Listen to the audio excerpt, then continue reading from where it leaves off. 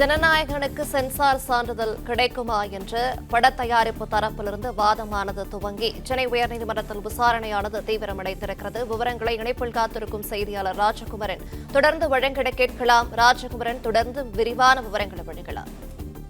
படத்தினுடைய தயாரிப்பு நிறுவனத்தினுடைய முக்கியமான குற்றச்சாட்டு என்பது படம் தொடர்பான விவரங்களை, அதாவது சான்றிதழ் வழங்காமல் முடக்கி வைத்திருக்கின்றோம் என்பது குறித்த விவரத்தை வெளிப்படையாக அவர்கள் தெரிவிக்கவில்லை என்கின்ற ஒரு குற்றச்சாட்டை தான் தொடர்ந்து முன்வைத்துக் கொண்டிருக்கின்றார்கள். மிக குறிப்பாக டிசம்பர் 29 பிறகு படம் தொடர்பான அனைத்து விவரங்களையும் தணிக்கை குழுவுக்கு மறைத்து வைத்து விட்டது என்பது அவர்களுடைய குற்றச்சாட்டாக இருக்கின்றது. 29 பிறகு எங்களுக்கு எந்த தகவலும் சொல்லவில்லை. டிசம்பர் 15 தான் எங்களுடைய படத்தினுடைய அந்த பணிகளை எல்லாம் நிறைவு செய்து வைத்திருந்தோம். அதன் பிறகு டிசம்பர் 18 படத்தை தயாரிப்பு நிறுவனம் சார்பிலே தணிக்கை குழுவிற்கு வழங்கியிருந்தோம். தணிக்கை குழு டிசம்பர் 23 வரை கூட பல்வேறு மாற்றங்களை செய்ய சொன்னார்கள். அனைத்தையும் செய்து கொடுத்து விட்டோம். எந்த இடத்திலும் நாங்கள் விதிகளை மீறி செயல்படவில்லை. தணிக்கை வாரியம் சொன்ன அனைத்தையும் நாங்கள் சரி செய்திருக்கின்றோம். 14 காட்சிகளை நீக்க சொன்னார்கள், 14ஐயும் நீக்கிவிட்டோம். அது மட்டுமல்லாமல் பல்வேறு இடங்களிலே வசனங்களை அமைதிப்படுத்தக்கூடிய வகையிலே மியூட் செய்ய வேண்டும் என்று சொல்லியிருந்தார்கள். படத்தினுடைய அந்த வசனங்கள், குறிப்பிட்ட வசனங்கள் எல்லாம் மியூட் செய்யப்பட்டன. எனவே தணிக்கை வாரியம் சொன்ன அனைத்தையும் நாங்கள் நிறைவேற்றி கொடுத்து விட்டோம். அப்படி இருந்தும் படத்தை மறு தணிக்கைக்காக அனுப்பியிருந்தார்கள். அது மட்டுமல்லாமல் மறு தணிக்கைக்கு படம் சென்றிருக்கின்றது என்ற விவரத்தை கூட எங்களுக்கு சொல்லவில்லை. வழக்கமாக தணிக்கை வாரியம் தனக்கு இருக்கக்கூடிய அதிகாரத்தை பயன்படுத்தி ஒரு படம் தங்கள் பார்வைக்கு வழங்கப்பட்டால் அந்த படத்திற்கு 2 நாட்களிலே சான்றிதழை வழங்க வேண்டும். அப்படி வழங்காத பட்சத்தில் ஏன் சான்றிதழ் வழங்கப்படவில்லை என்பதற்கான காரணத்தை விளக்கி சொல்ல வேண்டும். ஆனால் எங்களுக்கு அது போன்ற எந்த விவரமும் வழங்கப்படவில்லை. தகவலாக மட்டும்தான் நாங்களாக ஒரு சில தகவல்களை பெற்றோமே தவிர அதிகாரப்பூர்வமாக படத்தினுடைய வெளியீடு குறித்து தணிக்கை வாரியத்தின் சார்பில் எந்த விதமான தகவலும் எங்களுக்கு சொல்லப்படவில்லை என்பது இந்த தயாரிப்பு நிறுவனத்தினுடைய குற்றச்சாட்டாக இருக்கின்றது.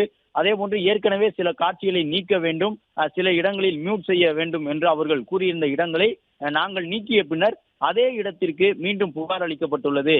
ஏற்கனவே நீக்கப்பட்ட காட்சிகளையே மீண்டும் நீக்க வேண்டும் என புகார் அளிப்பது நியாயமா என்கின்ற ஒரு கேள்வியினை படத்தினுடைய தயாரிப்பு நிறுவனம் சார்பில் எழுப்புகின்றார்கள். எனவே இப்பொழுது ஒரு முக்கியமான கட்டத்தை இந்த வழக்கு எட்டி இருக்கின்றது. ஏனென்றால் படத்தில் மத உணர்வுகளை புண்படுத்தக்கூடிய காட்சிகள் இருப்பதாக புகார் தரப்பட்டதாகவும் அந்த புகார் அடிப்படையிலேயே படத்தினுடைய தணிக்கை சான்றிதழை நிறுத்தி வைத்திருப்பதாகவும் தணிக்கை வாரியம் சார்பில் சொன்னார்கள்.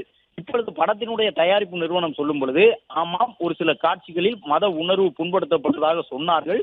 அந்த காட்சிகளை நாங்கள் நீக்கி இருந்தோம்.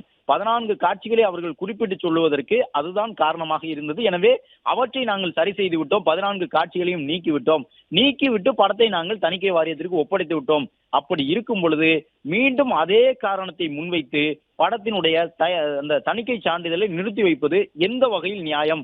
நீக்கப்பட்ட காட்சிகளை குறிப்பிட்டு மீண்டும் புகார் அளித்தால் அது சரியான நடைமுறையாக இருக்குமா என்பதாக தற்பொழுது தங்களுடைய வாதத்தை மிக முக்கியமான வாதமாக முன்வைத்திருக்கின்றார்கள். எனவே மத உணர்வு புண்படுத்தப்பட்டதாக வந்த புகார் எந்த காட்சி அடிப்படையில் வந்தது, அந்த காட்சிகள் எல்லாம் இந்த நீக்கப்பட்ட 14 காட்சிகளுக்குள் இடம்பெற்றிருக்குமா என்பது குறித்து தலைமை நீதிபதி அமர்விலே ஒரு கேள்வி இன்னும் சற்று நேரத்தில் முன்வைக்கப்படுவதற்கான வாய்ப்பு இருக்கின்றது. மிக முக்கியமான ஒரு நகர்வாக இது பார்க்கப்படுகின்றது. இதுவரை படத்தினுடைய தணிக்கை வாரியத்தின் மீது படக்குழு பல்வேறு குற்றச்சாட்டுகளை முன்வைத்திருந்தது. வெளிப்படைத்தன்மை இல்லை, விதிகளை மீறி செயல்பட்டிருக்கின்றார்கள், எங்களுக்கு முறையாக தகவல் சொல்லப்படவில்லை என்றுதான் சொன்னார்கள். இப்பொழுது அவர்கள் முதல் முறையாக படத்தில் ஒரு சில காட்சிகளில் இந்த மத உணர்வு புண்படுத்தப்பட்டதாக புகார் வந்ததாக சொன்னார்கள். ஆனால் அந்த காட்சிகளை தான் நாங்கள் நீக்கி இருக்கின்றோம், அது எல்லாம் நீக்க வேண்டும் என்று சொன்னது தணிக்கை வாரியம் தான். எனவே நாங்கள் நீக்கிய காட்சிகளை மீண்டும் எடுத்து வைத்துக் கொண்டு அந்த காட்சிகள் அடிப்படையில் புகார் இன்னும் நிலுவையில் இருக்கின்றது என்று குறிப்பிட்டு படத்தினுடைய தணிக்கை சான்றிதழை வழங்காமல் தடுத்து நிறுத்துவது நியாயமா என்கின்ற ஒரு கேள்வியை தயாரிப்பு நிறுவனம் முன்வைத்திருக்கின்றது. சென்சார் போர்டு நடவடிக்கை பட தயாரிப்பு நிறுவனத்திற்கு தேவையற்ற ஒரு மன உளைச்சலை ஏற்படுத்தி இருக்கின்றது. புகாரில் ஆட்சேபம் தெரிவித்த கருத்துகள் அதற்கு முன்னதாக சென்சார் போர்டு ஏற்கனவே நீக்கப்பட்டு விட்டது என்ற ஒரு கருத்தை தயாரிப்பு நிறுவனம் சொல்லியிருக்கின்றது. இது ஒரு முக்கியமான வாதமாக முன்வைக்கப்படுகின்றது. இந்த வாதம் ஏற்கப்பட்டால் அது படத்தினுடைய தயாரிப்பு நிறுவனத்திற்கு ஆதரவான ஒரு தீர்ப்பை உறுதி செய்வதற்கான வாய்ப்பாக அமையும். ஏனென்றால் தயாரிப்பு நிறுவனம் சொல்வது இதுதான், படத்தில் மத உணர்வு புண்படுத்தப்பட்டதாக சொன்னார்கள். அந்த அடிப்படையில் தான் எங்களுக்கு 14 காட்சிகளை நீக்குங்கள், சில வசனங்களை மியூட் செய்யுங்கள் என்றார்கள். அவை அனைத்தையும் நாங்கள் செய்து முடித்து விட்டோம். செய்து முடித்த பிறகு எங்களுக்கு தணிக்கை சான்றிதழை வழங்கி இருக்க வேண்டும். ஆனால் அந்த காட்சிகள் நீக்கப்பட்ட பிறகும் அதையே அடிப்படையாக வைத்து தணிக்கை சான்றிதழை தராமல் மறுப்பது என்பது நியாயமான ஒரு விஷயமாக இருக்குமா? இந்த நடவடிக்கை எங்களுக்கு தேவையற்ற மன உளைச்சலை ஏற்படுத்திக் கொண்டிருக்கின்றது என்று இந்த படத்தினுடைய தயாரிப்பு நிறுவனம் நீதிபதி முன்பாக தங்களுடைய வாதத்தை முன்வைத்திருக்கின்றார்கள். சான்று வழங்குவது தொடர்பாக தகவல் தெரிந்துவிட்டால் 2 நாட்களில் சான்று வழங்க வேண்டும் என்ற ஒரு கருத்தையும் தயாரிப்பு நிறுவனம் சொல்லியிருக்கின்றது. அதாவது என்ன சொல்லுகின்றார்கள் என்றால், ஏற்கனவே எங்களுக்கு UA என்கின்ற சான்றிதழை வழங்குவதாக தெரிவித்து விட்டீர்கள் படத்தை பார்த்தவுடன். எனவே அடுத்த 2 நாட்களில் எங்களுக்கு அந்த சான்று வழங்கப்பட்டு இருக்க வேண்டும். ஆனால் அவர் புகார் அளித்தவர் 4 நாட்கள் வீட்டில் இருந்துவிட்டு பிறகு புகார் அளித்திருக்கின்றார். அந்த புகாரிலும் கூட அவர் ஒரு சில காட்சிகளை குறிப்பிட்டு சொல்லியிருந்தார்கள். சென்சார் போர்டு மூலமாக அந்த காட்சிகளை நாங்கள் நீக்கிவிட்டோம். அந்த காட்சிகளில் தான் இவர்கள் சொல்லக்கூடிய புகாரில் இருக்கக்கூடிய அந்த ஆட்சேபகரமான அம்சங்கள் இருக்கின்றன. எனவே அவற்றை நீக்கிவிட்ட பிறகும் தொடர்ந்து அந்த புகாரை உயிர்ப்புடன் வைத்திருப்பதில் எந்த வகை நியாயம் என்பதாக ஒரு கேள்வியினை தற்பொழுது தயாரிப்பு நிறுவனம் முன்வைத்திருக்கின்றது.